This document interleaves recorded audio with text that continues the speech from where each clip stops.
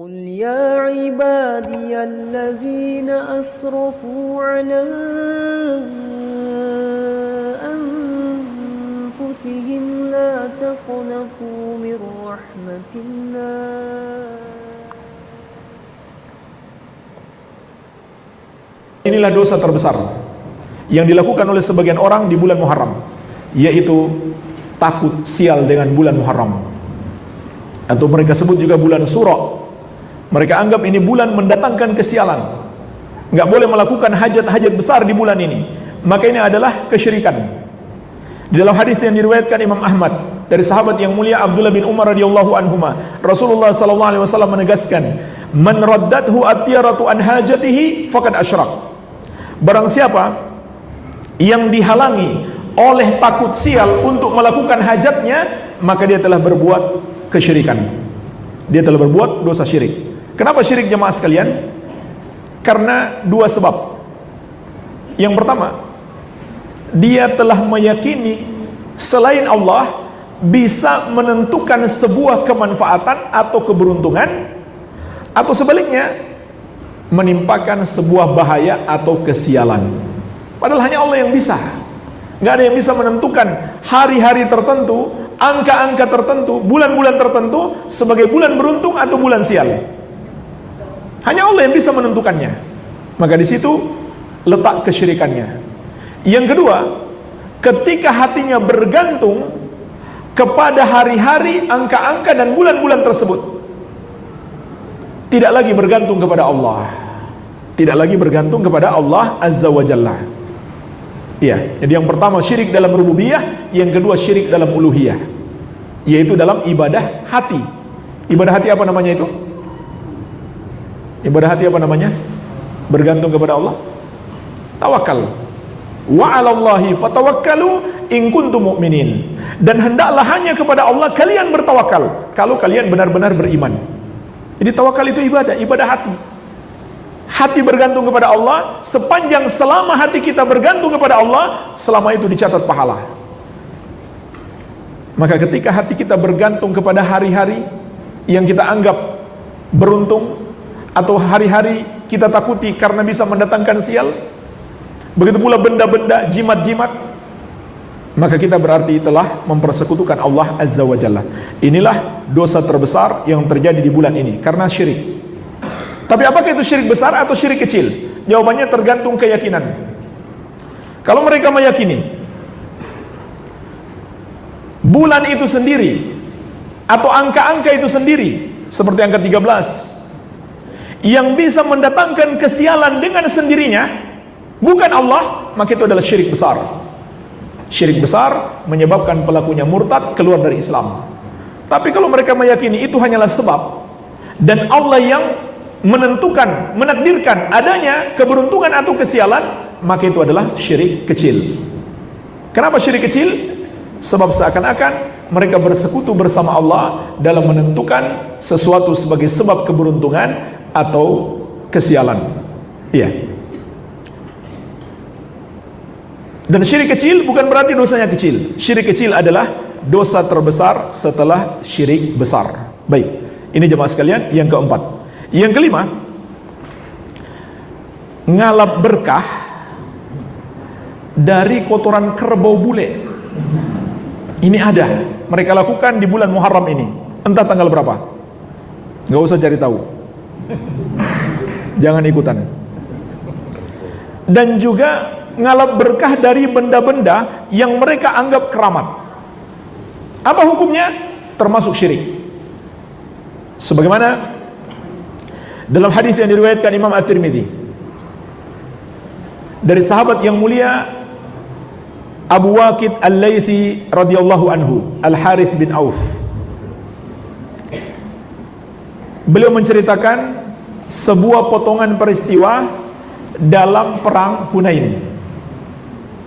Tatkala ada sekelompok sahabat baru masuk Islam, mereka belum paham.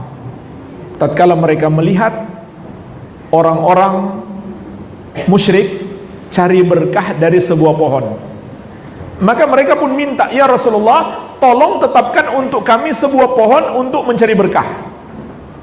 Apa jawab Rasulullah sallallahu alaihi wasallam? Beliau bertakbir Allahu Akbar karena kaget, bercampur marah. Lalu beliau bersabda, innaha sunan. Itu kan tradisinya orang-orang musyrik. Jadi itu juga tasyabbuh. Di samping syirik, itu juga tasyabbuh, menyerupai orang kafir. Qultum walladzi nafsi biyadi kama qalat banu Israil li Musa. Apa yang baru kalian minta tadi itu sama dengan ucapan Bani Israel kepada Musa. Beliau sampai bersumpah, demi Allah yang jiwaku ada di tangannya, ucapan kalian sama dengan ucapan Bani Israel kepada Musa. Kemudian beliau membaca satu ayat di surat Al-A'raf tentang ucapan Bani Israel kepada Musa. Apa kata Bani Israel? Ij'al lana ilahan kama lahum alihah. Wahai Musa, tolong buatkan untuk kami patung untuk kami sembah sebagaimana yang dimiliki oleh orang-orang musyrik itu. Jadi mencari berkah dari pohon disamakan oleh Nabi SAW dengan menyembah patung.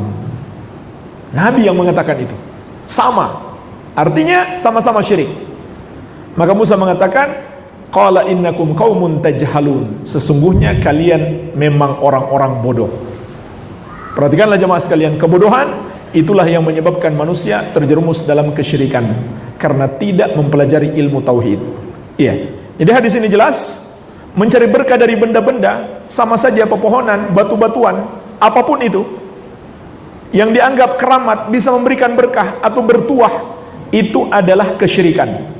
Apakah syirik besar atau syirik kecil? Sama dengan sebelumnya, tergantung keyakinan. Kalau dia meyakini benda itu bisa berikan berkah dengan sendirinya, bukan Allah, maka itu syirik besar. Tapi kalau dia meyakini benda itu hanya sebab Allah yang memberikan berkah, maka itu adalah syirik kecil. Baik.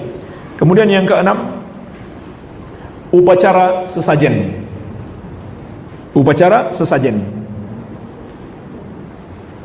ini termasuk kemungkaran terbesar yang dilakukan oleh sebagian orang di bulan ini. Apa kemungkaran yang terkandung dalam upacara ini jemaah sekalian? Paling tidak ada 5 kemungkaran dalam upacara sesajen ini.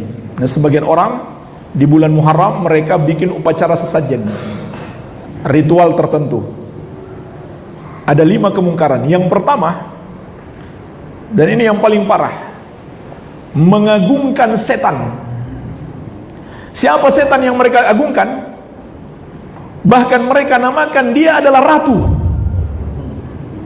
yang katanya penguasa di laut tertentu, atau setan lain di gunung tertentu.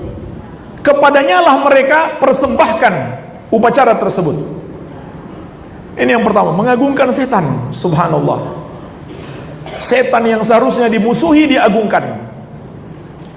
Yang kedua, mereka mendekatkan diri kepada setan-setan itu dengan melakukan ritual-ritual, upacara-upacara sesajen itu. Yang ketiga, mereka menyembelih untuk setan tersebut, menyembelih kerbau atau apa saja yang mereka sembelih. Ini adalah syirik besar, karena menyembelih itu ibadah. Fasholli li rabbika wanhar, salatlah dan menyembelihlah hanya untuk Rabbmu. Maka siapa yang menyembelih untuk selain Allah, dia telah melakukan syirik besar. Yang keempat, mereka juga berharap dan tawakal kepadanya. Berharap dan tawakal kepadanya. Ini ibadah hati dua-duanya, harap dan tawakal, dua-duanya ibadah hati. Itu adalah syirik besar. Kemudian yang kelima, mereka takut kepadanya. Ini juga ibadah hati. Takut kepada setan-setan itu. Berarti mereka telah beribadah kepada setan. Iya. Bahkan katanya pakai baju hijau saja takut mereka. Ya. Takut dibawa lari sama, iya, siapa lagi namanya? Iya. Terserahlah siapa namanya. Baik, ini jemaah sekalian, kemungkaran-kemungkaran besar, yang paling besar, karena ini termasuk kesyirikan dan kekufuran, dan bukan ajaran Islam.